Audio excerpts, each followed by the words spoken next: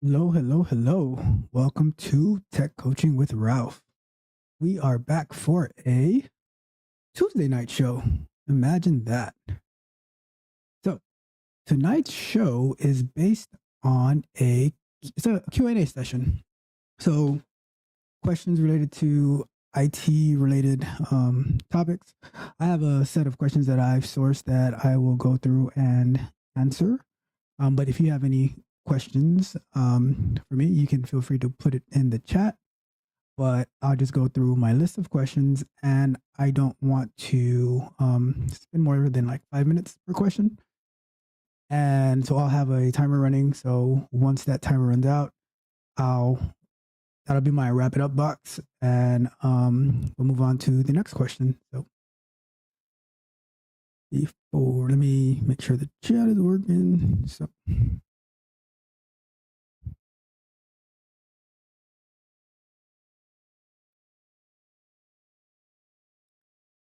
yeah, feel free to post your questions in the chat, and then I can bring them up on screen like that, and then we'll address it. So without further ado, we're going to do, like I said, we are going to put the timer up. But before we do that, so yesterday I shout out the subscribers on our impromptu live stream. But today I want to do it one more time, but in a more fancy and meaningful fashion. So, with that being said, let's do it like this. I want to thank Jonas for subscribing.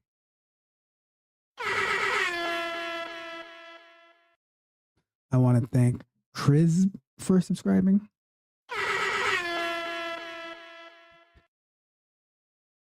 I want to thank Will Smith for subscribing.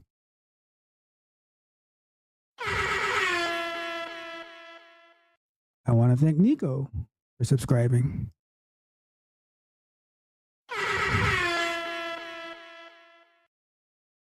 I want to thank Rajandra for subscribing. I want to thank Brunel for subscribing.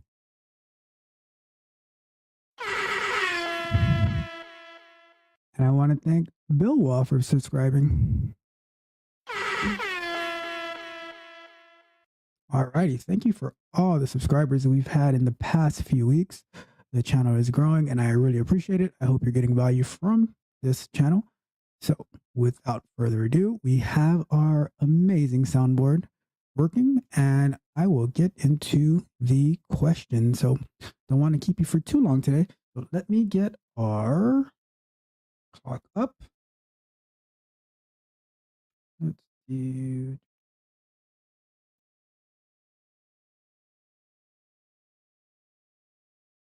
So put it up here. All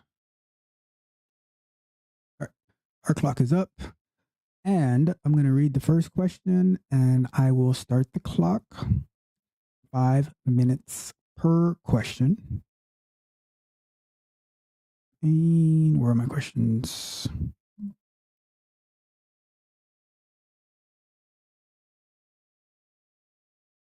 All right, here are the questions. So the first question is, so the topic was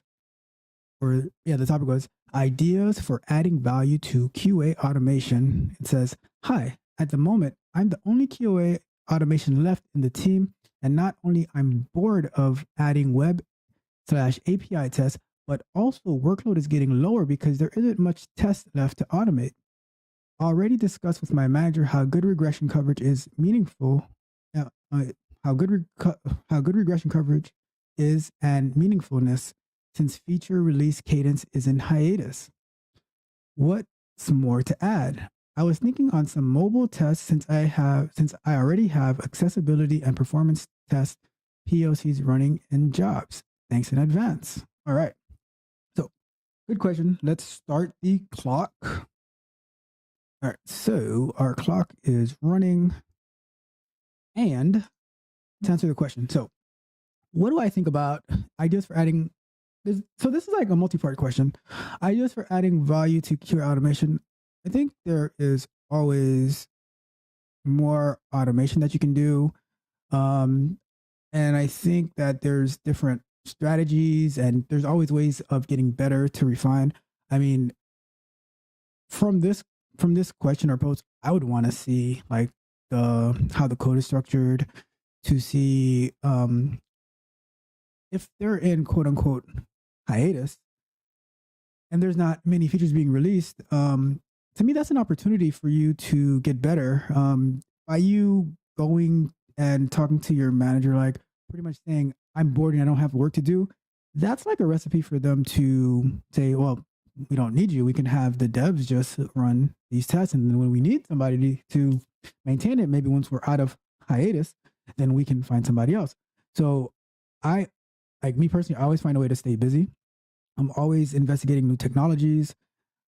So for instance, let's say I'm in this situation, like I'll tell you this, I have never been bored doing automation or and doing like manual QA. That's one thing, right? But when you're actually like writing code and finding ways to better it, I've never been bored doing that. Um, like there's let's say you're bored of adding web slash API tests. Well, do you have all the negative scenarios for these API tests? Right. Um, like there's so much that you can do. And then let's say the web says, well, how about you get familiar with like if I mean I don't know if this person is or not, but I'm just throwing out suggestions. Like how about you get familiar with like a Selenium grid, um, or you get familiar with Docker and the different tools. Like so much. Like how about you think of like ways to further the testing that not only can benefit your company, but it's going to benefit you in the long run. Because let's say that you do like let's say you learn, and you feel like you're stagnant, you're not going anywhere in this particular company. Now you've built up yourself, so you can go to the next company, right? So what is it that you're doing? Like, so then he continues to say, okay, what's more to add? I think some mobile tests, since I already have accessibility and performance tests, PLC. Um, so, like I said, like there's always more to add. There's always more to learn. Use that as an opportunity, like while you're in quote unquote hiatus, to build yourself up, to learn more. So when like let's say you're still there, like when you're not in a hiatus, you have new QA strategies, new automation strategies, new testing strategies that you can apply to your team. And now the developers and your manager and whoever else, they're like, oh, he wasn't just like lollygagging around. He was actually doing something with his time. He was adding value to the team, even though that we're in hiatus. Because like I know, so, like there's companies that might go on code freeze at the end of the year or certain parts of the year for various reasons. You know, like some we don't like pushing code during holiday season, things like that, right? So you might be in hiatus, but is is the company no longer developing its product? Like, what is it? What's going on? You know, so that's why I'm wondering, like, what is it? Like, how does the work stop? And now, if you're the only QA left, do you want there to be like no more QAs? So build yourself up. Don't just like sit around and wait for someone to tell you what to do. You go out there and you show initiative, and then when they see that initiative, then they can give you more to do, and they can see, okay, this person, like, he actually values what he's doing. He's not quote unquote bored at doing web and API tests. They're actually learning how to make it better, how to bring value to the company. So that's what I would say. That those are the ideas I'd say for adding value to QA automation. And while you're adding value to QA automation, you're adding, like, the most important thing is you're adding value to yourself, because you're making yourself a lot more marketable. So that's that's my response to this.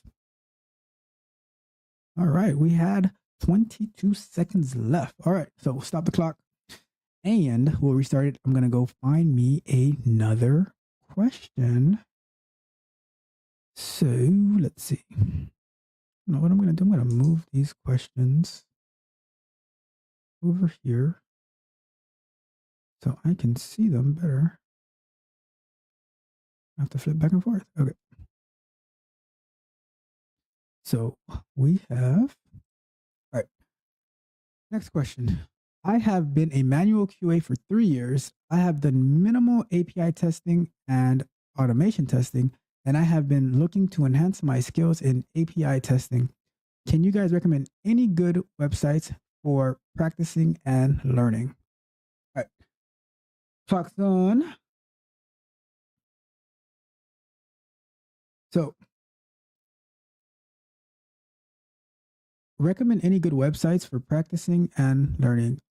I would say just about every single website on the internet is a good website for practicing and learning, right? Message. How about that? So, if you followed any of the software explorations that we've been doing, what happens is I just pick a website and I go and I start automating on that website. So I would say that, give me 1 second. Do this over here. All right, cool. So I would say that any website is a good candidate. Like in our software explorations, I've automated like a small workflow through Amazon, like adding up, like searching for a product and going to that product page. I have, we went through like the flow grappling site on our M3U8 project. In our Java versus Python, we did Uber Eats, and I think I have a video coming out where we did DoorDash, right? Like so many options that are out there that I don't think that like that should be holding you back from finding a good website to practice and learn. I think it's actually like choosing a random popular website is actually even better because why is it better? It's better because you're not familiar with the website. So you can take it with an eye that it's not exactly QA familiar to the site. And you can search for issues, you can write test cases, you can automate it. And what benefit does that give you? It helps you build a QA portfolio. Because I used to wonder, like, what kind of portfolio can a QA tester have, right? Or a QA engineer have? Like, I know I can have some, I can do a technical project, but why can't you create your own technical projects, right? Can't you create your own technical project where you write out test cases and you find defects on, because I'm sure like these sites have tons of defects, right? So they might not be like showstoppers for customers not to be able to use them, but if you can find those defects and you can write a bug report, a defect report, and you can show, so now you have that, so you have the test cases to put to your portfolio, you have the defect report to put to your portfolio. What about you actually automating the site, right? So okay, like so you determine these are the flows that are the most common that should be automated and tested on a regular basis. So then now you can have a suite of regression tests that quote unquote, if you were working for that company, you could run daily, right? And with that, like so now let's say you do that for one site, and now you go to another site and you do the same thing. So let's say we do Amazon, let's say we do Walmart, let's say we do Target, let's say we do Costco, let's say we do DoorDash, Uber Eats, what's that other one where they do the groceries for you? Instacart, right? How about airlines? I remember like when I was getting started in automation, one of the sites that I that was one of our clients, one of our clients was like Travelocity, and I got very familiar with that site, like doing automation. I did automation on JetBlue, Delta, so many major websites that you can practice on. And here's the key: let's say you go into an interview showing that like you have your test cases, you have your defect reports that you found, and you have your automation for these sites. That's gonna blow the it's gonna blow the employer, the company who's interviewing you, it's gonna blow them away because they're like, wow, this person, they went and they actually did a lot, and they were able to I've never seen a QA portfolio before, and they actually built one. So, and then one last thing that you could do, if like in the previous question, if you have free time, is,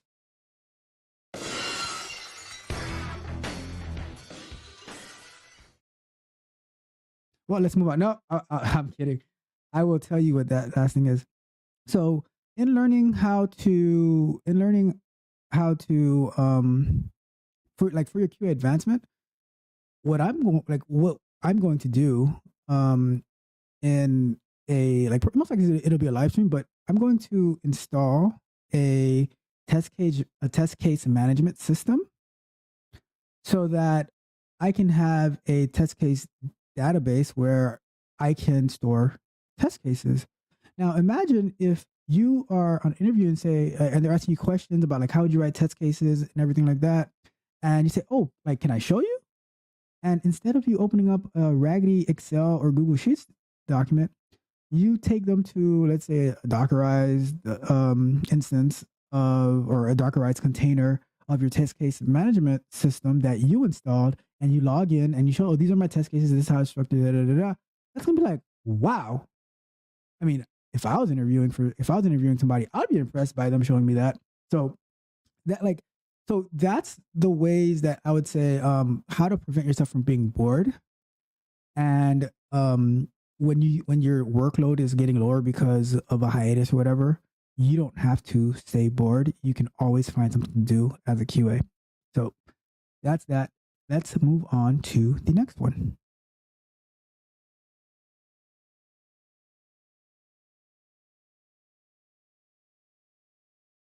Let me highlight the ones that are done.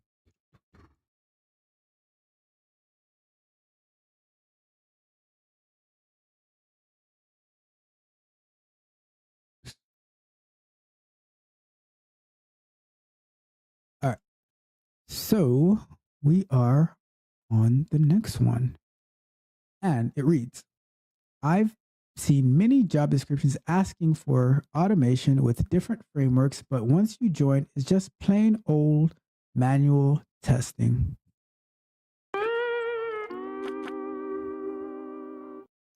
Is automation really used for all kinds of testing, or just there is someone team who runs the regression suite when there is an upgrade or something? Just want some thoughts. Let me read the second part one more time. Is automation really used for all kinds of testing, or are there just some? Are okay. Is there one team who runs regression suites when there is an upgrade or something? Okay. Start the timer, and I'm gonna say, to answer your question, sir or ma'am, it depends on the company you work for, right? Depends on the company you work for. I'll go a little bit through my history. When like the first company that I got started in automation at, there was one, because we were using we weren't using Selenium at the time. We were using a software, Quick Test Professional, which is now Unified Functional Testing by HP. The license for that software was very expensive, so I was like, me and another person were the only one doing automation at the time until that person left, and then it became solely on me.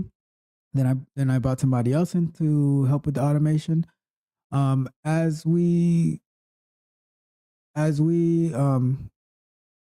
As automation became more prevalent, we would have I had somebody who would like review the results, but they weren't necessarily doing automation. When we started transitioning over to Selenium, it was still a team, like the automation team that was automating at this particular company.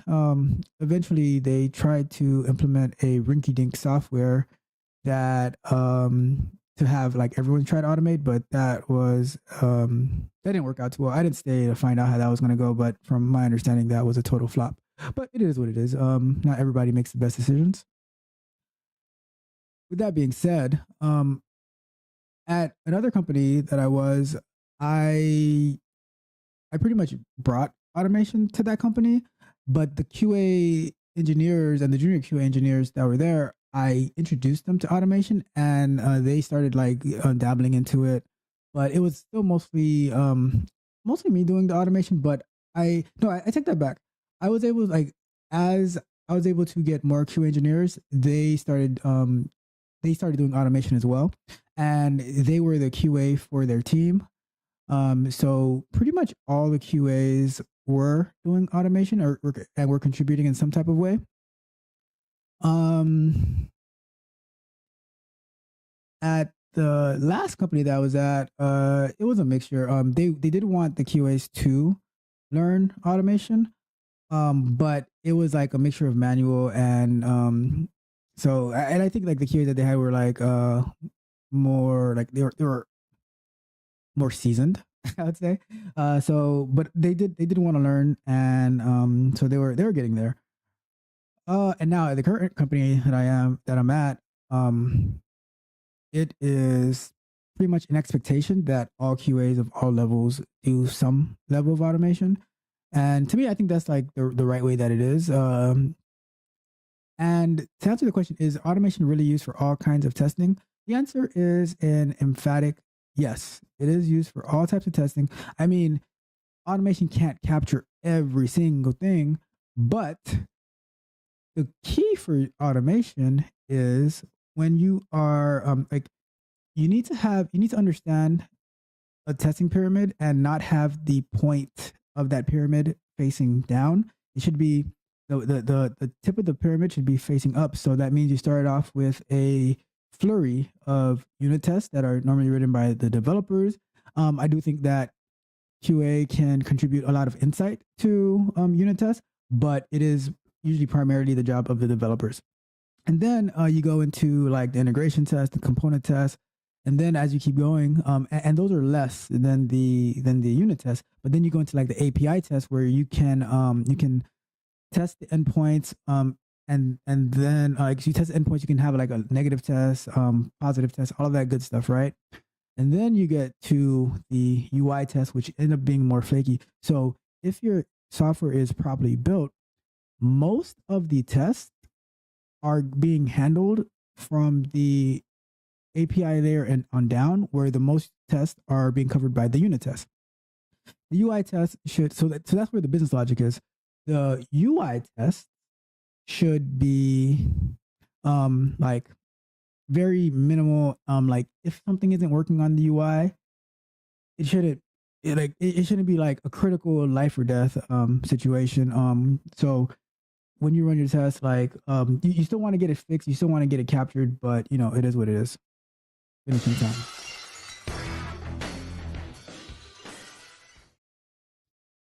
So yeah, so that's my thoughts.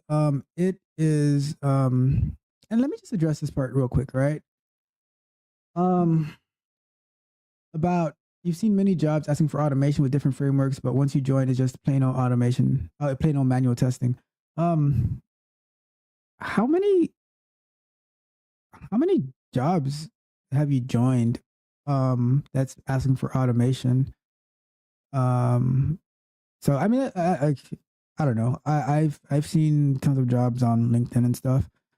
Every job that I've joined that asks for automation, they have like sometimes they didn't even have automation and they brought me in to bring automation to it.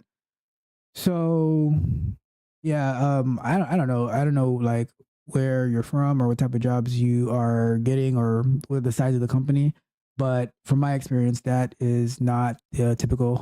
Usually companies are looking to move towards automation. And if they have no automation, there is some manual testing that's going to be a part of it. But it's on you, you who's watching. It's on you to push for more and more automation. All right. So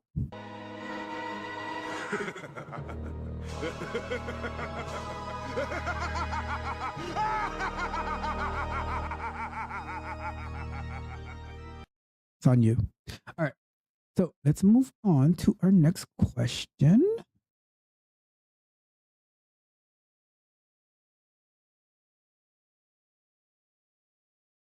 And give me 1 second to look something up real quick.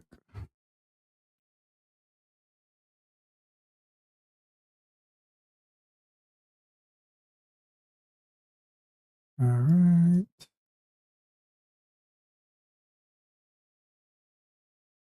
All right.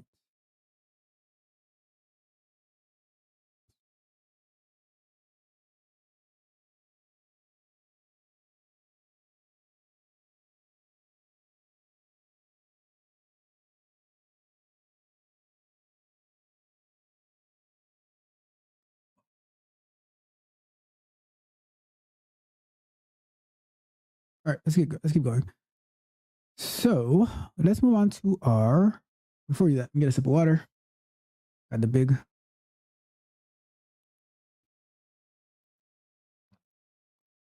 bottle today, full of electrolytes. Get some potassium and sodium in your body. All right. So the next question is, drum roll, please. I don't have a drum roll yet. Oh, should have had one. All right. The next question is, how much time do you spend writing tickets? So it starts. Hey, folks. Having worked in QA engineering for 5+ years, I found myself spending a ridiculous amount of time writing tickets. Is it just me? Or do others experience this too? He goes on to say, in my humble opinion, in our industry, most of the time is spent communicating, talking to other people in QA and customer service, and writing up tickets with as many details as possible to ensure other teams can fix the issue. This is probably 70% of the day. The second thing is reproducing bugs and gathering evidence. I feel like the less time I spend writing long tickets, the more time I have actually spent improving my skills in testing. Sometimes it truly felt more like a documentation job than an actual QA role. What's your experience like?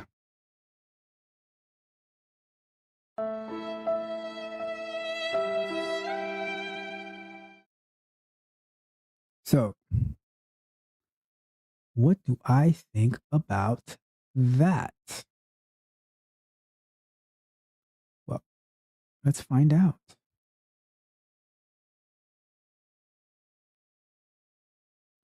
So, what I'm going to say is I don't spend a lot of time documenting tickets. For me to, or I don't spend a lot of time writing tickets. When I find a bug and I identify it, how to reproduce it, I write up my defect report. It takes me about 5-10 minutes if it's like a lot to write, but I don't spend more than 5 to 10 minutes. I would say that there is some time spent on investigating to find out what it is, like what the issue is. But I don't. I think that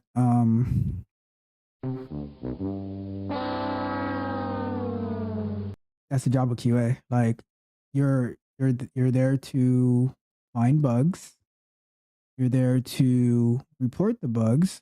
You're there to validate they work, and you're there to like test cases, test plans. You're there to automate it.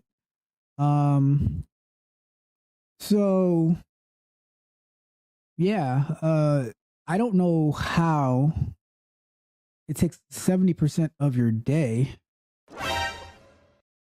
where you are talking to other people in QA and in customer service. Like if you're spending 70% of your day, I didn't start the timer. Look at that. Uh-oh. Well, we'll start it now. Oh well. I get extra time. So if you're spending 70% of your day talking to people in QA and talking to customer service to write up tickets with as many details as possible to ensure other teams can fix the issue. Why do you get like? Why are there so many bugs that are being found after the fact and not during the development cycle?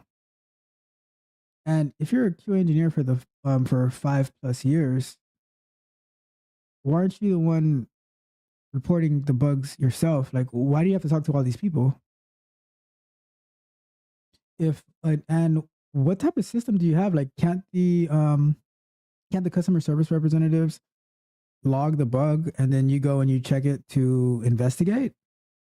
So I'm kind of confused by the issue that is being like by the question here. I don't have that experience.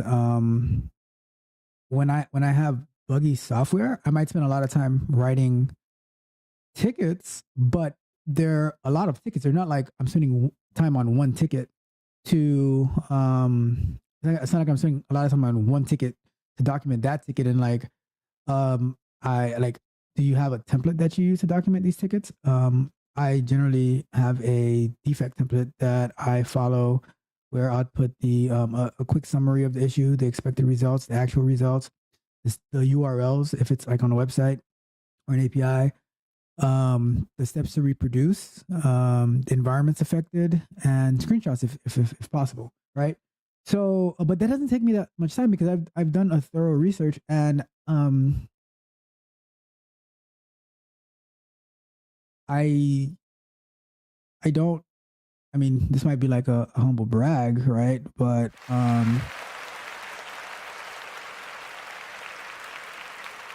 thank you, thank you, appreciate it. Stop, you're too much. You're too much. So I don't I don't have a lot of defects that are making its way to production. Um, I don't even have a lot of defects that are happening with the like inside of the development process because um, that communication that you're spending so much time doing with your QA and customer service representatives, I do it with my developers, right? Message. Talk to my developers. So before they like, I try to catch them before they even start implementing. Saying like, "Hey, this is the test plan that I'm envisioning. This is what I see that I'm going to do. I'm going to test this here. Looking at that. What do you first of all? What do you think about that test plan?" And so, oh yeah, like okay. So now it plants a seed in their mind, right? So it's very strategic.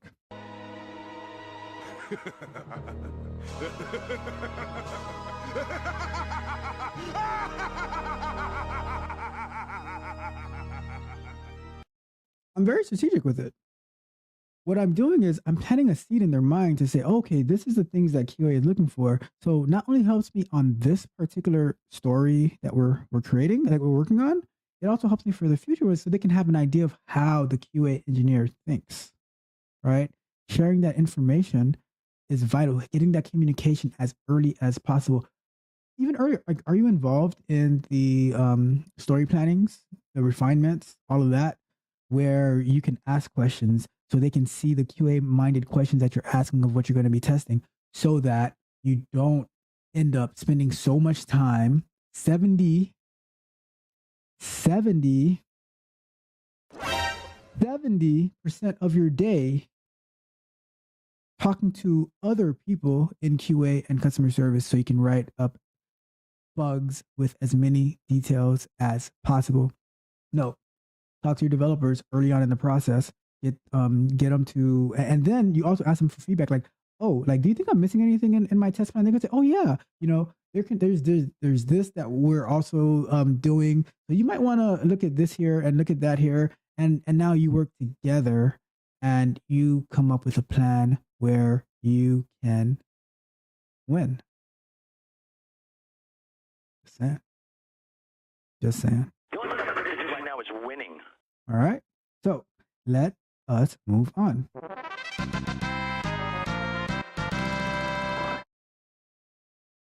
So let's keep going. Where are we at? What's the time? Like, okay, we got some time. We got some time. Not trying to have everyone here for too long. This is our pilot episode of our Q&A session. Let's talk about it. Let's talk about it. So this is done too.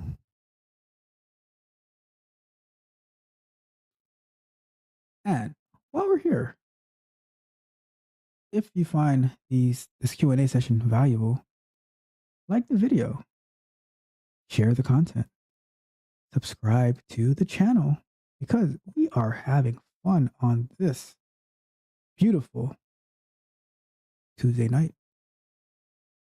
or afternoon, or maybe it's Wednesday morning for you. Who knows? Whatever time it is, it's 5 o'clock somewhere. So that being said, we are moving on. So the next question says, automation QA has recently been all the rage. I, however, don't see automation as value added in my current company. It is a fast-growing small company. I have an MBA, and I don't see much business value in automation in small growing organizations, which have lots of moving parts. On top of that, it doesn't even pay well, and there is a lack of respect and recognition, both for manual and automation QA. Companies consider these as non-essential and good to have.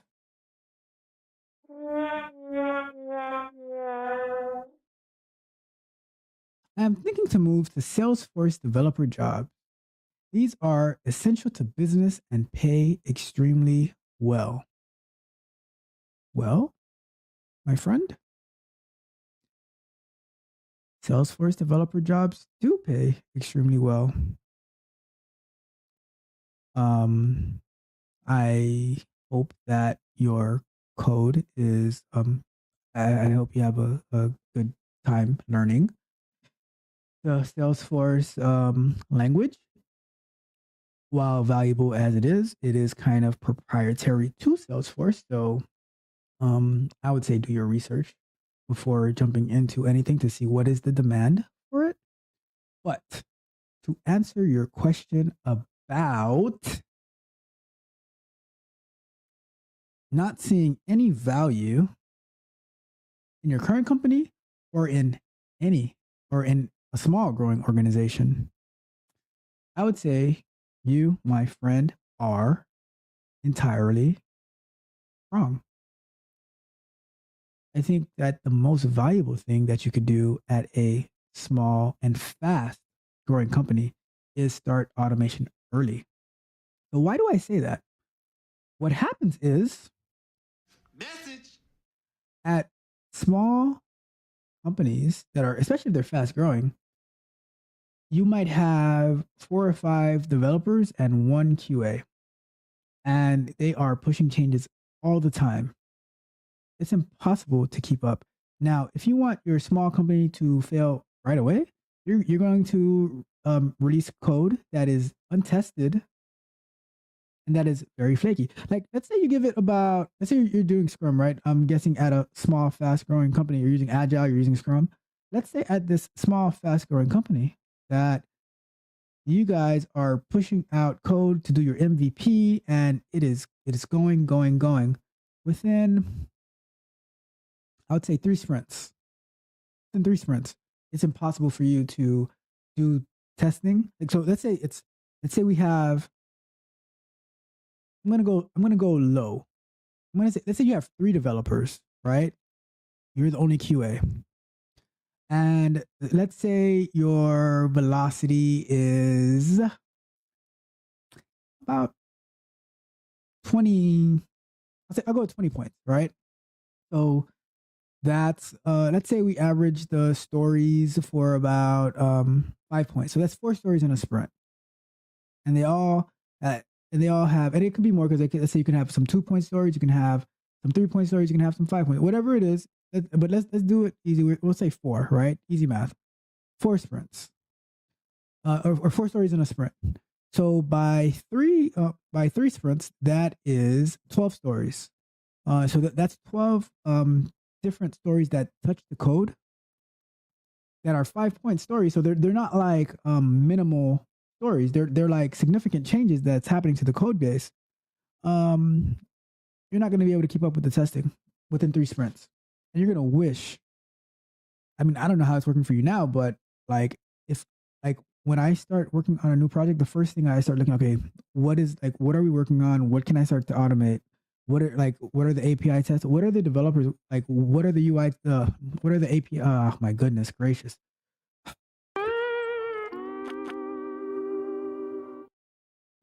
What are the unit tests that the developers are writing? Where are my opportunities for API tests? What type of integration tests are we going to do from the very beginning? And then like I'm like, okay, what are the UI tests? Because if you wait till you're like 3 sprints, 4 sprints, 10 sprints in, the MVP's released, you're gonna be playing catch up. Your code, like I guarantee it. I guarantee it that your code is going to be buggy. All right. So that's how I see it. Like you're gonna have buggy code, and now to address, you have an MBA and you don't see much business value of automation in small growing organizations which have a lot of moving parts. Um, is that a like how you feel about it, or did you do some type of analysis of automation in small growing companies to see like whether it brings value or not? Like I just explained, I think that starting off with automation early for a small company is like the best thing that you can do to get your to get running off the ground. You don't have like you well like you can verify that your software is working with good quality, and you don't have to play a guessing game. And now you as a QA person who signed off, you as a QA person who signed off that the software is properly working because you only tested the new changes, but you didn't go back and test the existing changes. You didn't do any regression testing. You didn't do any regression testing. You didn't do regression testing. So now you got a bug that could have easily been prevented. It creeps up into production. And now you look like yeah, that's what you look like. So I don't know. I don't have to tell you. You tell me if you find it valuable or not. Lastly, on top of that, really, really. So on top of that, it doesn't even pay well. There's a lack of respect and recognition for both manual and automation QA. Companies consider these as non-essential and good to have. Um, I don't know. I just don't know what you're talking about. I think that maybe if how do I say this in a nice way? Maybe that your lack of respect and recognition is a you problem and not a manual and QA automation problem. If you feel that you were not shown respect and recognition for the work that you do, um, maybe you should check your quality of work. To be honest with you, I think companies QA is the last line of defense for companies. And while let's say they're cutting down on manual QA because they're implementing automation so they can have more test coverage on a more consistent basis with less chance of human error. That's what companies are looking for. So if you are holding on to manual testing for any particular reason, I mean, I think you're doing yourself a disservice. You should advance your skills, learn more, and bring value to your team.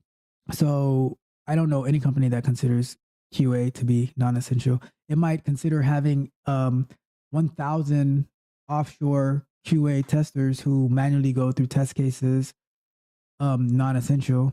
but it definitely considers QA engineers to be essential, and that's why there are a lot of QA engineers, senior QA engineers, um, and up, right? Software developers and tests who have employment in the US and they're not outsourced. So take it for what you want. If you want to become, if you want to move to a Salesforce developer job that is essential to business, which not all businesses even use Salesforce, but if that's what you want to do, because Salesforce has competitors, believe it or not. I mean, I know they're huge, but they have competitors. So, if you want to do that, by all means, I wish you the best. But I think you're totally and utterly wrong with your assessment.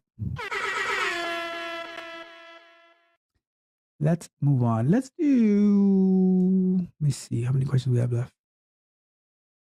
Oh, I think we can get it. Yeah, I think we can get it through all of them tonight. So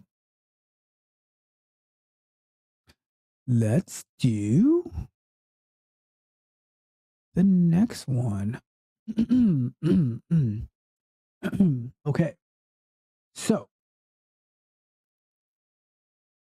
advice and confirmation for a newbie. Welcome. I'm just over a year into my QA career and finally getting the chance to start looking into automation testing. So far, I've been limited to manual visual testing, which may be due to the small projects our agency works on. But what's gotten me so far is every time I've asked about putting in automation testing, I've been shot down.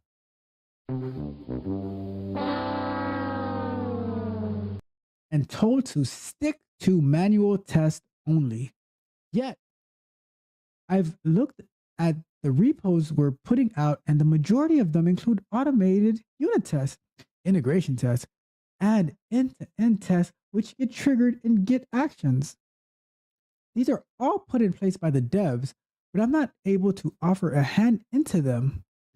Tell me, where's the line between dev responsibility and QA responsibility when it comes to coded tests? Is it an issue with my agency, or am I misunderstanding the role of QA engineer? Yeah.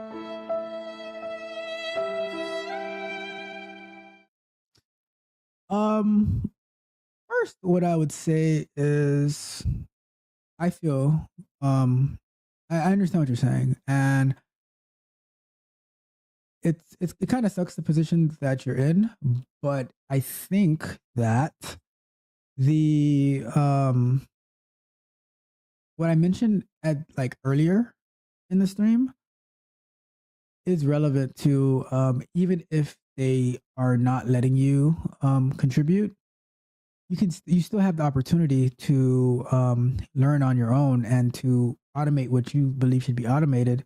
And then maybe as time goes by, you can show that like it shows initiative to say that because if you are just a year into it and you're starting to look into automation testing, maybe they don't trust your code yet and they don't want you to break the tests. You know what I mean? So that might be it. Like they might not have the confidence in you yet, and that's why they're telling you to stick to automation testing. Now, a question. So let me answer your questions first, right? So the line between dev responsibility and QA responsibility when it comes to like now that's probably one of the reasons that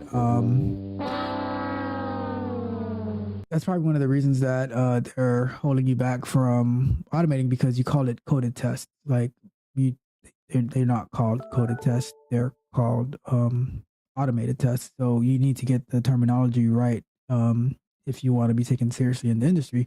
You can't just be making up your own terminology for industry standard terms, right? So with that being said, but the responsibility is generally the devs do the unit tests. Unit tests are always automated. So I mean, like I said, terminology. So the majority of them get included in unit tests. Like so, yeah. So yeah, devs do unit tests. They generally do integration tests as well, and to some extent component testing. When it comes to now, it comes to API tests, which is more a like a functional part. Like, so the functional test is when it starts to be on the QA end. So the QA engineers typically do like the functional tests, the UI tests, and they're responsible for those automated tests, right? Um, that's where like so that's pretty much where the line is drawn. Also, because the only responsibility like QA's responsibility is not limited to writing automated tests, as you know. So when you say that you're doing manual visual testing, it sounds like you're limiting what you're doing to like you're given test cases and you follow them. Are you writing are you writing test cases and looking like uh, are you in it like first are you in an agile environment? Are you there contributing to the stories that are being written? How vocal are you? Are you sitting down and waiting for them to hand you something? So that's my question, to your question is how much initiative are you showing? Because you can say like, oh, I want to contribute to automated tests, but you're not showing any initiative to actually being part of the whole process. So, and that might be why they're like holding back on you contributing. So I, I mean, it could be an issue with your agency, but you're not misunderstanding the role of QA engineer, but a QA engineer does way more than just writing automated tests. To be honest with you, a QA engineer, they own the project, right? They own the quality of the project. So they're always thinking about quality. They're always thinking about user experience. They're always thinking about the stakeholders.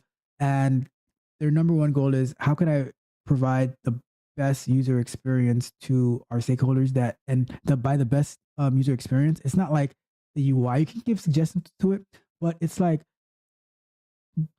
providing to your best of your ability bug-free software, right? And one of the ways that you provide bug-free software, in addition to like your manual testing and you're writing your test cases and your test plans, it's automating. So what I would say is, even if they don't trust you yet to contribute to the code base, do you have access to pulling that Git repo locally? Because you can look at their code, you can study their code, and you can also contribute. Like, thank you, Stone Cold. So yes, you can contribute to like your learning. So you can so based on how they write their code, you can learn and you can start writing your own tests, and you keep it locally. And then like you can here's a trick. Here's a little trick. You create an automated test based on their code, and then you ask the developers who typically write those tests, say, hey, what is like I did this, but I wasn't 100% sure about it. Can you help me? Can you like do a code review for me to see like how I did? Give me some feedback. What can I do better? And like they're gonna look like, oh wow, this is like you're showing initiative, and that's going to help you to grow. All right. So don't get stuck by them telling you like you're not like the only person who's shooting you down and telling you to stick to manual testing is yourself. Because when when like if they tell me like, oh, don't do this thing that I know will provide value, like, all right, I'm gonna do it anyways, although I might not be submitting it to like the code base, but I'm gonna do it for myself. And then when the opportunity arises and they're like, oh, I wish we had this, like, oh, I was learning how to do it and I have it, and let me know what you think, and we can enhance it, whatever it might be. So you're shooting yourself, and you don't have to stick to manual testing. Maybe for your day to day job you do, but I think there's tons of opportunities where you can learn from the code that's being pushed to GitHub, and you can use that to better yourself. And trust me, if you follow that, very, very soon you will see that you're going to be contributing to the code base, and you're going to be well on your path to being one of the most amazing QA engineers.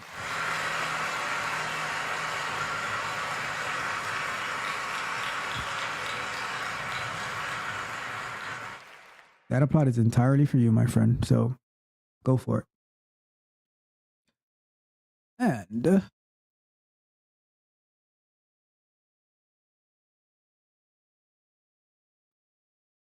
our very last question for tonight.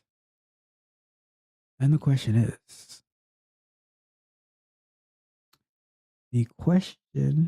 is, an easy one.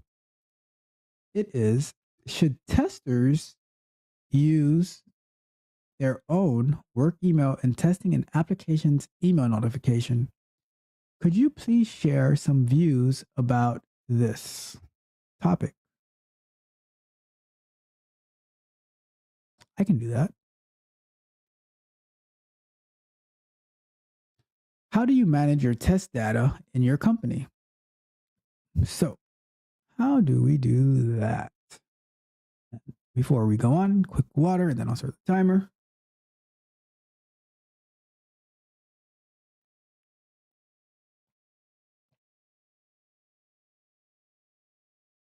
Let's see here.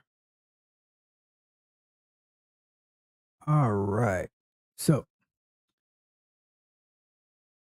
this is a pretty easy question, but I did want to address it because this is more of a practical, day-to-day work-related question.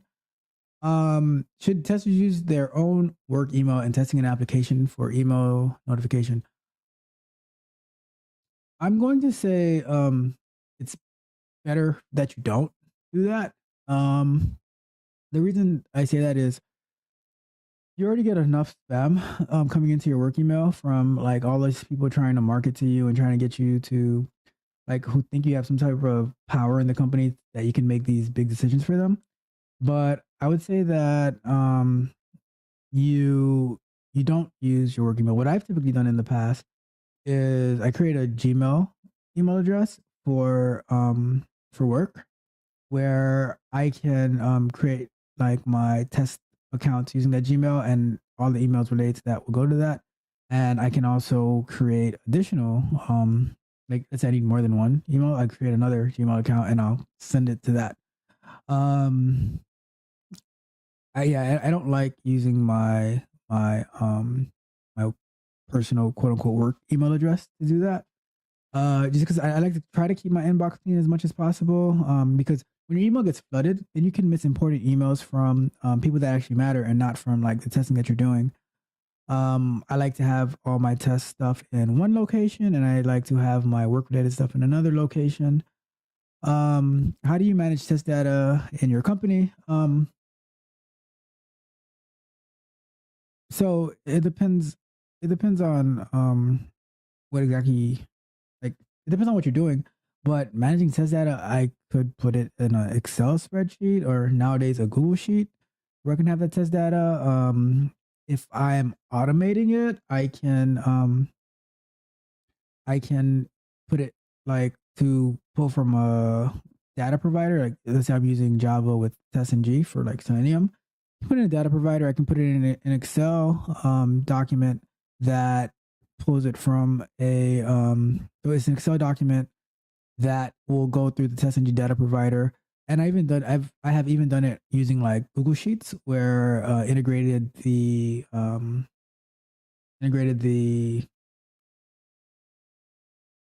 Google credentials and Google Sheets into a framework where the data provider becomes the Google Sheets. Um, I've seen in Python, which you could probably do it in Java too, but we create a dictionary that has different types of test data where it can be pulled from there. Um, there's many ways of doing it. Because let's say you can use a config file that it can read the test data from there. You can use a CSV file in Python or in any language because there's libraries to parse through these CSV files. So many options that you can do it. I think actually on Thursday, I believe we're going to like there was a question that I saw that I did want to show how I would do it, which is if you have like so the problem that the person is having is it takes them a long time to stage their test data because it's a form that they have to create profiles and most of the data stays the same, but there's a few fields that are different and they have to create a lot of them, so it takes a long time. So I'm going to approach it with the expectation, like let's say they don't have a REST API to like use Python or Java, REST Assured, or Postman, where they can stage the data through the API. Let's say they have to use it through the form, right? So what I'm planning on doing is taking like just creating a form maybe on my own website and like with I don't know however many fields, and we're going to automate that, and we're going to implement a data provider.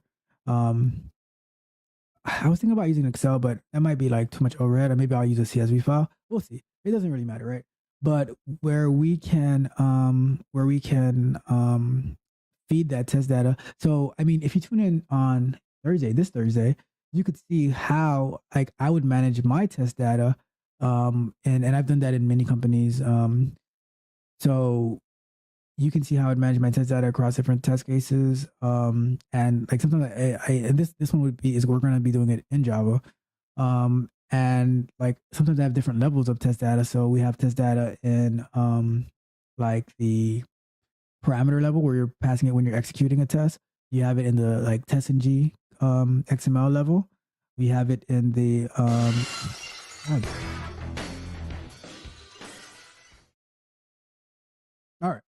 Anyways, like I said, yeah, I have it in I might have it in a yeah, so I have it at different levels, and I have it in test and G, where I have certain like where I'm passing like this is the Selenium grid URL that we want to use. These are the environment that we want to test, and then like on a data provider level where it's being passed through like I said earlier, the Google Sheets or the Excel document or a CSV file. That's where it's like the test data that is that it'll go through each line and it passes that necessary test data with the expected condition that I'm looking for. So everything that's dynamic goes into that Excel file, and then like the fields that stay the same is they're like pretty much hard coded into because they're not going to change. So and that's pretty much how I've been like handling test data like my entire QA engineering and automation career is by passing that like passing it through there. So yeah, that's pretty much that. Okay, I think we are out of questions for tonight, and hopefully that we can get next time we can get some more interaction. Like we get some live questions happening. That'll be really fun. But I think I'm gonna just keep doing this because I am here for you. I'm here to serve you. And The only thing I'm addicted to right now is winning. I'm addicted to winning. And I want you guys to win as well. All right. So without further ado, let me give some housekeeping real quick. Before we wrap this up, Thursday, we're gonna live stream. I'm thinking about the same time that we did today. We're going to do what I was just telling you about. Go through the form with Java, Selenium, Test and G. We're gonna automate the form, and we're going to implement a data provider where we can pretty much kind of create dynamic like test data that's going to loop through the site over and over and over again with different test data. So you can see like how I do it. Then I'll make the code available for you, like I always do, and let's have some fun. So that's all that we do.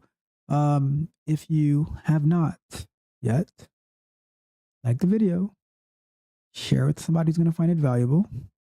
share it with somebody who's not going to find it valuable. I don't care. Like, just share it. And leave me a comment. Any questions that you have, or like, you know what? You can even hit the dislike button. I don't care. And if you didn't like the video, let me know that you didn't like it. If you loved it, let me know that you loved it. If you liked it, let me know that you liked it. I don't care. Just let me know. Because I'm here to serve you. I want to refine it. I want to make it better. And lastly, if you haven't subscribed to the channel, subscribe. And if you have subscribed, tell your friend to subscribe. All right. So until next time, my friends.